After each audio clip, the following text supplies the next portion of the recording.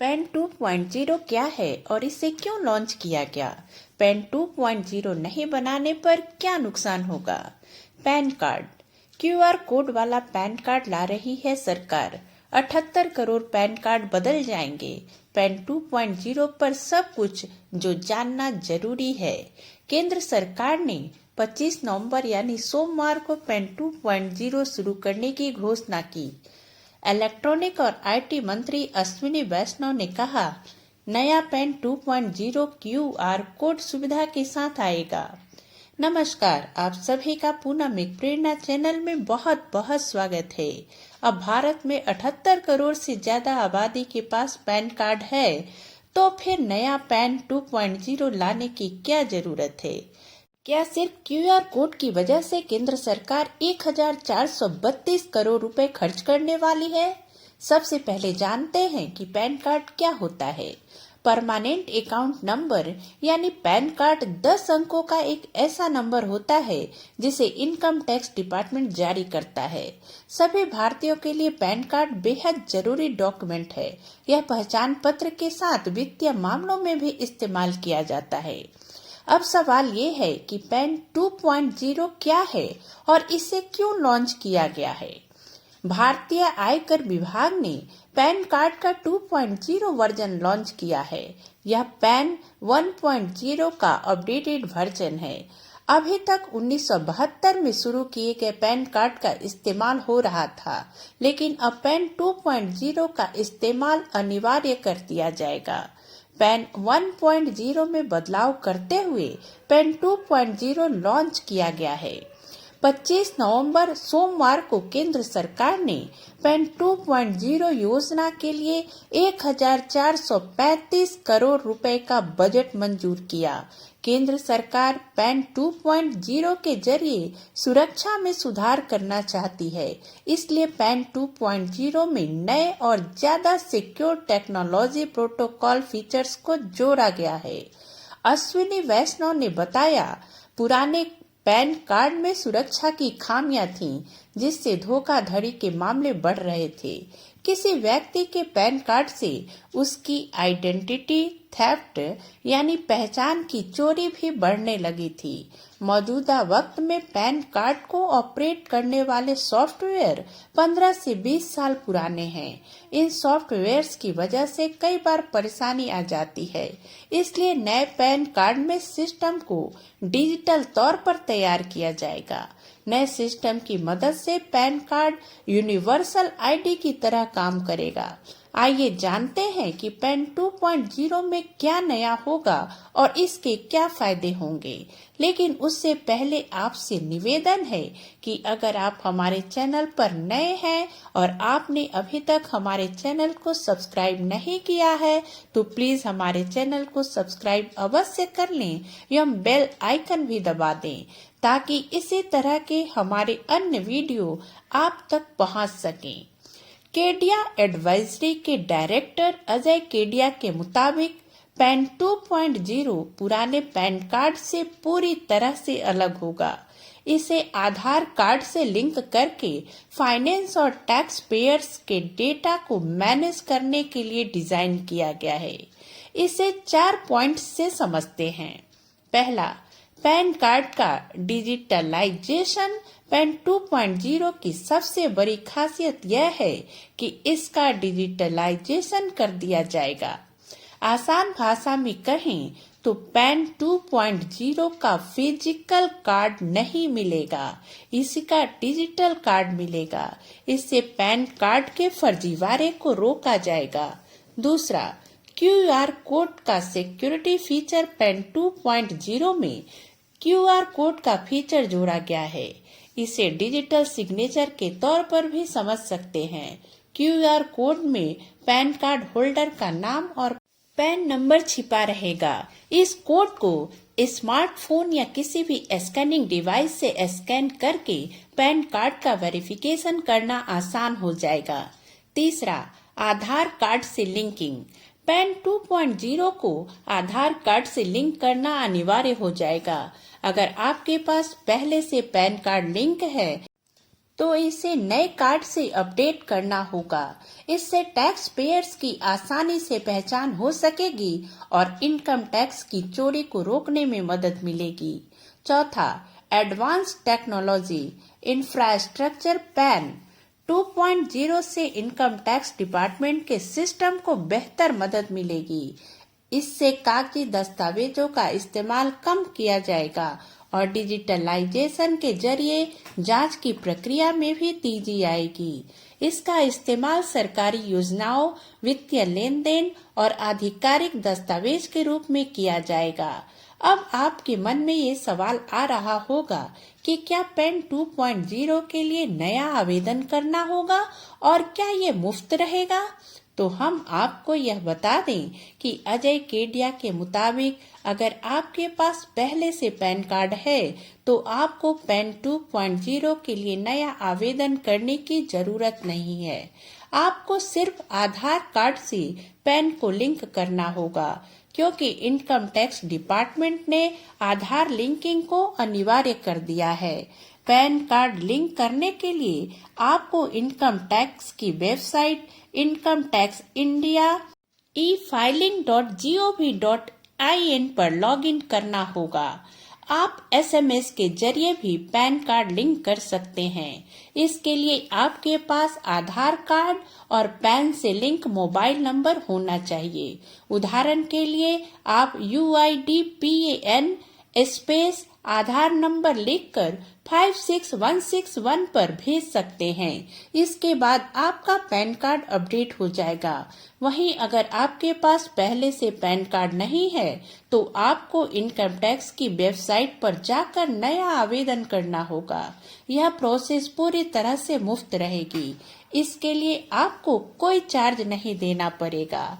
आवेदन करने के बाद आपको पैन 2.0 के तहत नया डिजिटल पैन कार्ड मिल जाएगा। इसमें आधार लिंकिंग समेत अन्य सुविधाएं होंगी। आइए जानते हैं कि पैन 2.0 कैसे मिलेगा और इसे कहां स्टोर किया जाएगा। पैन 2.0 बनने के बाद इसे इनकम टैक्स की वेबसाइट से डाउनलोड किया जा सकेगा। UTII, TSL और NSDL की ऑफिशियल वेबसाइट से भी डाउनलोड कर सकते हैं। यह PDF फॉर्मेट में डाउनलोड होगा। इसे फोन या कंप्यूटर में सेव कर सकेंगे। यह कार्ड पूरी तरह से वैध होगा और किसी भी आधिकारिक प्रक्रिया में इसका इस्तेमाल किया जा सकेगा। पैन 2.0 का डेटा इनकम टैक्स विभाग के डेटाबेस में स्टोर रहेगा। अब प्रश्न यह उठता है कि क्या पुराना पैन कार्ड बंद हो जाएगा? तो हम आपको बताना चाहेंगे कि अश्विनी वैष्णव के मुताबिक पुराने पैन को बंद नहीं किया जाएगा।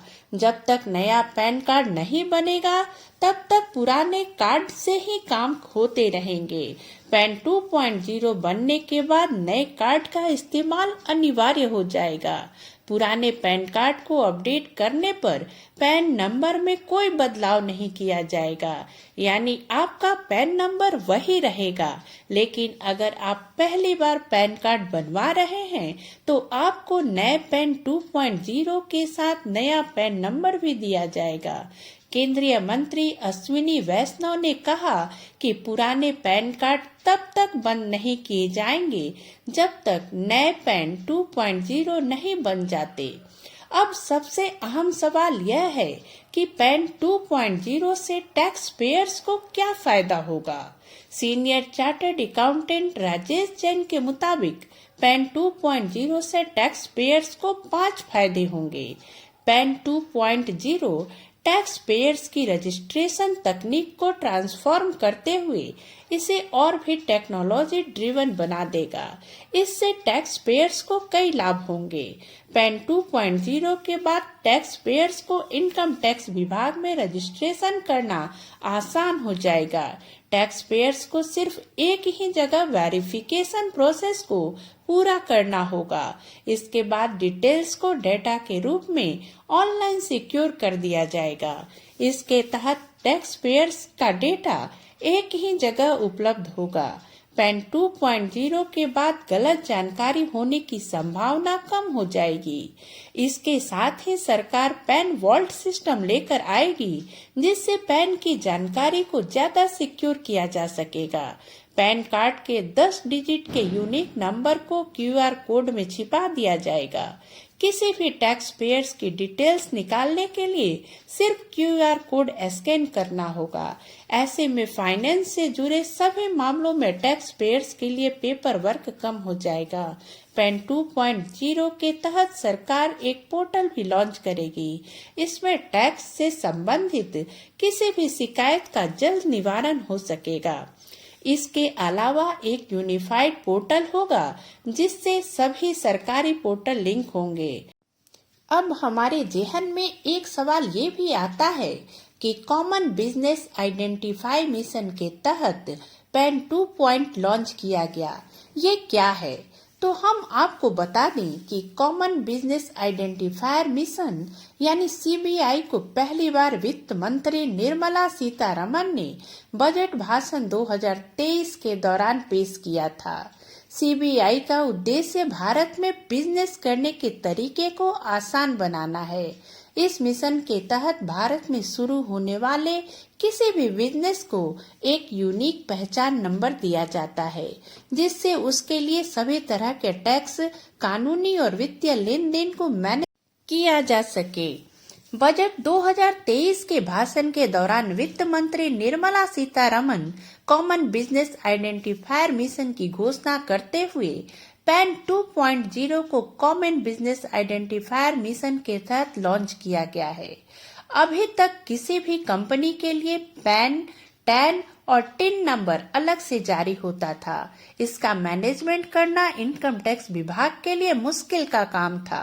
इसलिए अब पैन 2.0 के साथ ही यूनिक ID जारी की जाएगी, जिसमें पैन, टैन और टिन की जानकारियां मौजूद होंगी। आइए जानते हैं कि अगर पैन 2.0 नहीं बनवाया तो क्या होगा। अजय केडिया के मुताबिक अगर आप पैन 2.0 नहीं बनवाते हैं तो इसके कुछ नुकसान हो सकते हैं। अगर आपके पास कोई पुराना पैन कार्ड है और आपने उसे आधार से लिंक नहीं किया तो मुसीबत ज्यादा बढ़ सकती है। पुराने पैन कार्ड को बंद किया जा सकता है। इनकम टैक्स रिटर्न फाइलिंग और वित्तीय लेन देन में परेशानी आ सकती है। विदेश यात्रा या नौकरी के लिए पैन कार्ड का इस्तेमाल नहीं कर पाएंगे। बैंकिंग ट्रांजैक्शन, लोन आवेदन, क्रेडिट कार्ड आवेदन और अन्य काम नहीं होंगे। पैन कार्ड की धोखाधड़ी या फर्जीवाड़े का खतरा बना रहेगा। सरकारी योजनाओं और सब्सिडी का फायदा नहीं मिलेगा। पैन 2.0 नहीं होने से वित्तीय और कानूनी परेशानियों का सामना करना पड़ सकता है। क्या आपको पता है कि पैन कार्ड कितने तरह के होते हैं? राजेश जैन के मुताबिक पैन कार्ड 11 तरह के होते हैं। किसी इंस्टीट्यूशन को उसकी प्रोफाइल के बेसिस पर अलग अलग तरह के पैन कार्ड जारी किए जाते हैं, जबकि इंडिविजुअल को उनकी नागरिकता के आधार पर पैन कार्ड मिलते हैं। इन्हें पैन कार्ड पर मौजूद अल्फा डिजिट के अनुसार बांटा गया है। आम लोगों को P कैटेगरी का पैन कार्ड दिया जाता है।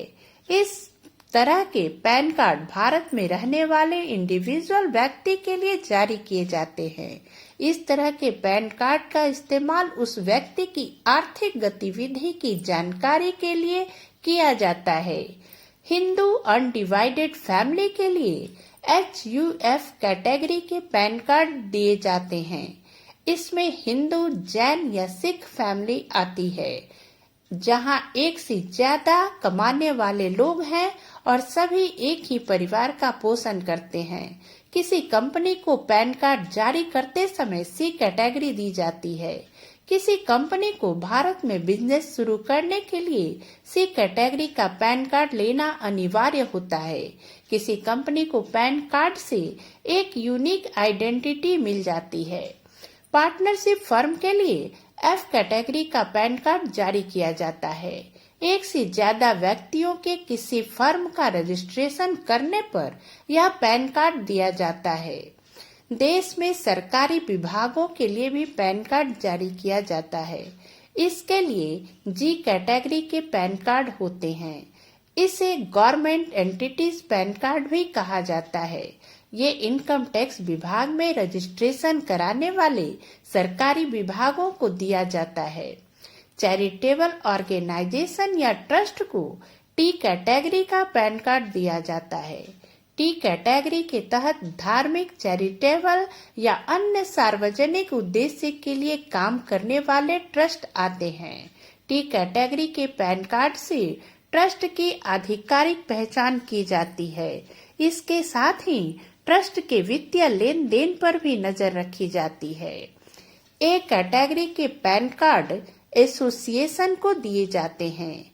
एसोसिएशन को आसान भाषा में समझें तो इसे 2 से ज्यादा लोग या कंपनियां बिजनेस के उद्देश्य से बनाती हैं। बॉडी ऑफ इंडिविजुअल्स के लिए बी कैटेगरी का पैन कार्ड जारी किया जाता है। बॉडी ऑफ इंडिविजुअल्स को 2 से ज्यादा लोग मिलकर बनाते हैं।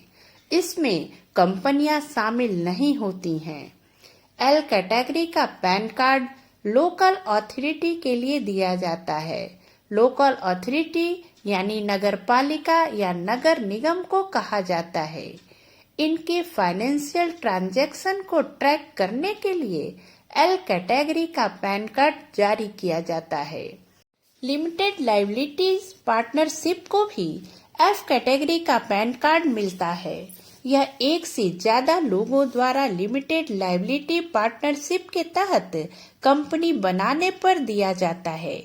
जे कैटेगरी का पैन कार्ड किसी व्यक्ति को तभी मिलता है जब वह बाकी 10 कैटेगरी में नहीं आता है। इसके अलावा विदेशी नागरिक और विदेशी कंपनियों को भी पैन कार्ड जारी किए जाते हैं।